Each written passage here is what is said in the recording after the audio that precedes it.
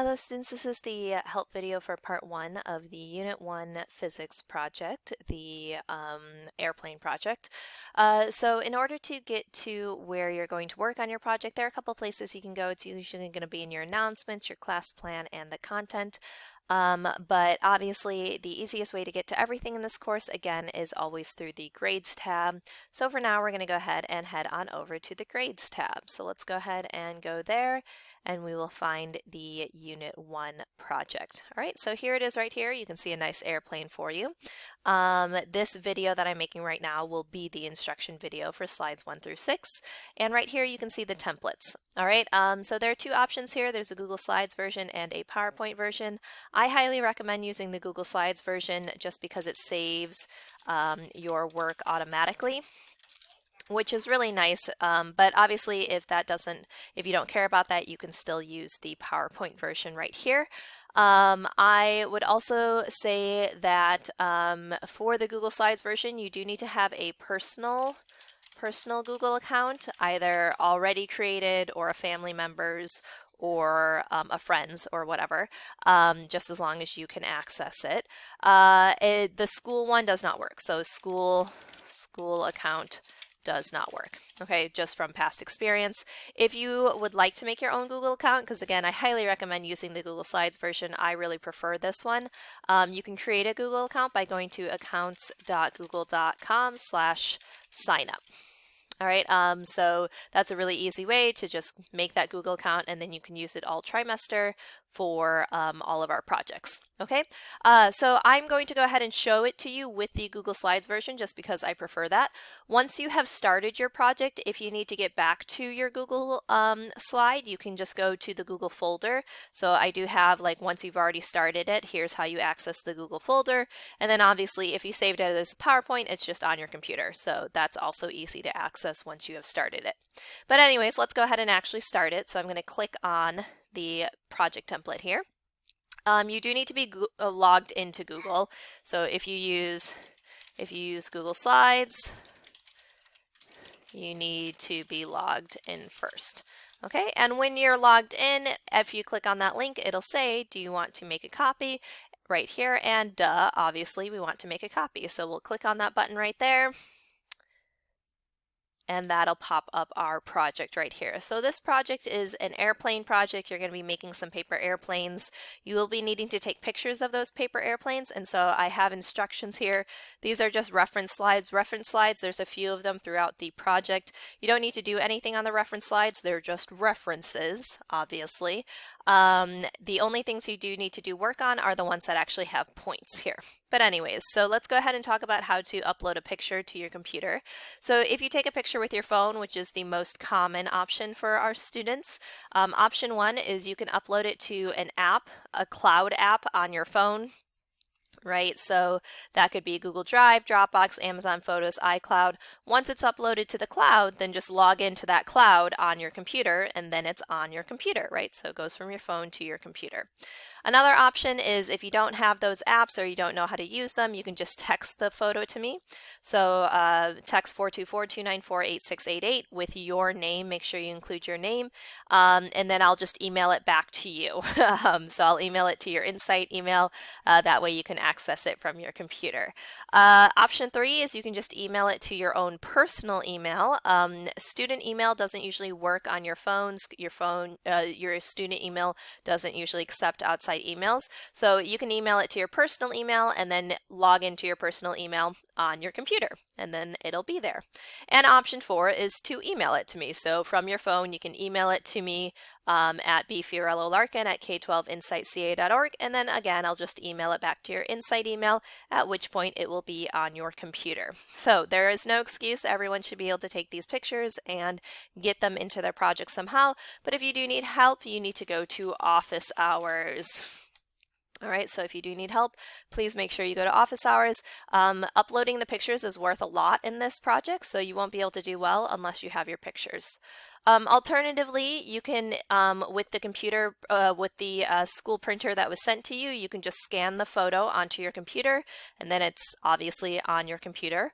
or your school computer should have a webcam. You can also take a picture with the webcam of your photo here of your airplanes, and then that works as well. And then again, it's automatically on your computer, so you can just skip these steps. Okay, once it is on your computer, how to upload it, those instructions are here into your project, how to put it into your project. So the easiest way is usually just to copy paste it.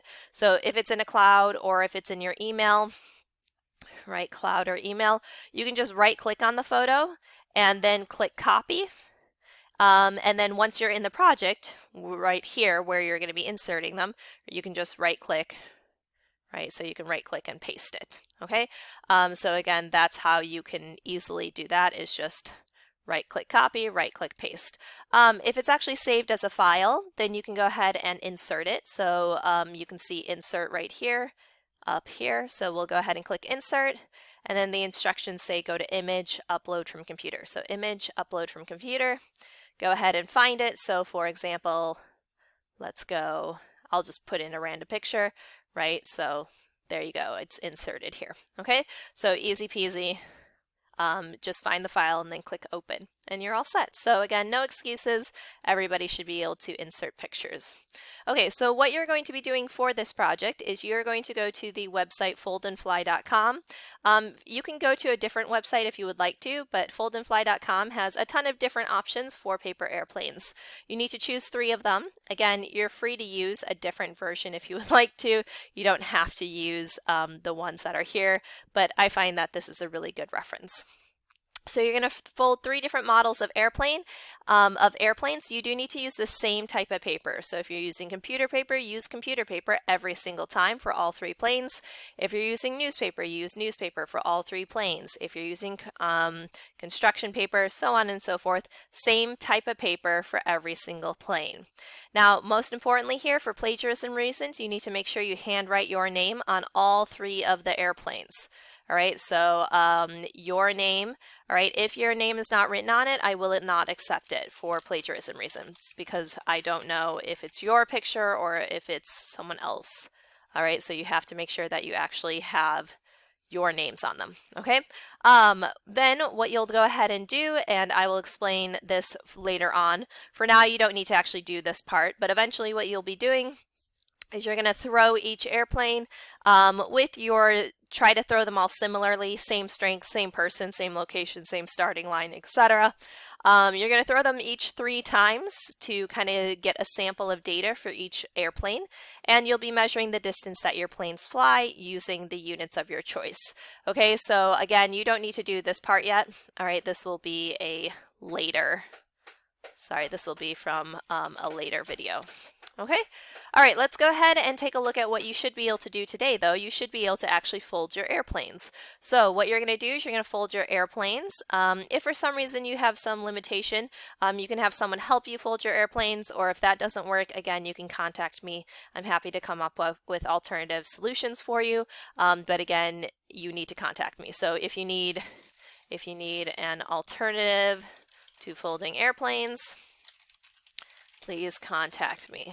Okay, or again, you can also go to office hours. Okay, no excuses. Again, if you need help, you need to advocate for yourself and you need to contact me. I cannot read your mind, especially from this distance. All right, so what you're going to do is you're going to go ahead and insert your photos. Again, you can copy them, right click copy from your email, the cloud, and then paste it right here. You can also insert it, right? Insert it if it's a file like on your computer. Again, those were the instructions we went over up here. So you need a photo of each of your 3 airplanes. Again, they need to all be made from the same type of paper, okay? And again, most importantly, your name does need to be handwritten on each of them. So make sure your name is handwritten on every single one. Otherwise, I will not accept it. So your name must be written on it so that I know that it is not plagiarized. Okay, all right, so you'll insert those photos. That's worth 18 points, so that's a huge chunk of your project. It's going to be really hard to pass the project if you don't do this first step. This is the simplest part. Just put your pictures in of your airplanes. Okay, you should be able to do that today, so make sure you get that done today. And then the next part, and the last part for today, is you just need to choose the units that you will be measuring for your 3 planes to fly. So depending on what tools you have at home, right, if you have a measuring tape is usually the easiest. You could also use like a meter stick or a yardstick, or you could also use a ruler, but rulers might be a little bit harder just because you have to use them over and over again. Either way though, whatever tool you have at home, that's what you're going to measure in. So you can measure in feet, you can measure in inches, centimeters, or you can use your actual feet. So if you have no tools at home, that's totally fine. You can just go ahead and say, here's 1 foot, here's 2 foot, and you can actually use your physical feet to measure how far that airplane goes. Okay, so that's also an option, a great option. Okay, so as long as it's your feet every single time, the data will still be consistent. Don't like mix it up. Don't have your feet and then your friend's feet and then your brother's feet and then your mom's feet. All right, your same feet every single time. All right, so you're going to put an X next to whichever one of these you choose, right? So just put an X there next to whichever one you choose. That way I know what units you will be using throughout the project. So that's all you need to do for today is slides 1 through 6, but just looking ahead, we will be determining the variables for the project. We will be taking a look at the type of data we'll be gathering. We'll be entering the data here. Again, you need 3 trials for every airplane, and then you'll be averaging it by adding up the data in the row and dividing it by 3. I'll show that to you again in a later video. You'll be talking about, was your data precise, right? Precision is something we talked about earlier, being how often your data is repeated, right? The repeatability of your data if your planes flew consistently. And then you'll be inserting a graph. Again, all of that's coming up in a new video later on, and here's the conclusion and reflection here, okay? So for now though, again, you only need to be done with slides 1 through 6. Thanks so much everyone, and I will see you later.